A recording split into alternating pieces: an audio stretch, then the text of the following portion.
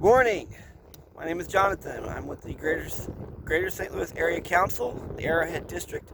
I am the Cycling Merit Badge Counselor for this council.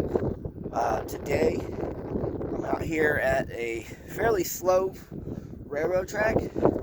I'm going to show you the proper way to cross the railroad track. Now, granted, I may have some mild traffic, which I hear coming from behind me now. It's up on the main road behind me. I can't remember. But that's one thing. Keep your ears open at all times. This particular track has crossing arms and active lights.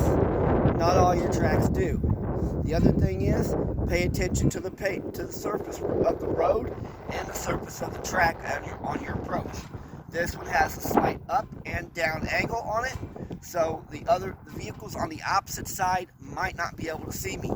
Because of that, I'm going to stay all the way to the right, make a slow approach, and cross over. When I do, there's a few things to remember. One, cross at a 90-degree angle to the track if possible. Some tracks run at a slight angle to the road, but when they come straight across like this one does, you are to stay straight. 2, stop your pedals at 3 and 9, forward and back, dead center, as you're going across the track. This adds for stability as you're crossing. Not every crossing is the same. Some are pretty rough, some are pretty smooth. This particular one here, it's a moderate one. It's got some bumping to it because it is an active track. Number 3, raise yourself off your seat, both with your hands and your tail. So extend your arms and your legs so you lift up off the seat in a standing position on your bike. Now, the last thing to remember is, as if you were approaching a stop sign, you still want to look left, right, and then left, because you never know when you are going to see a train from a distance and if you have enough time to cross. Let me show you.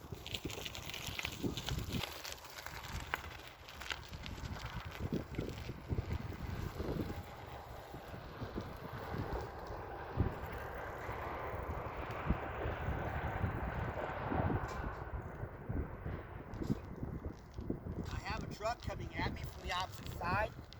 I'm going to keep on going.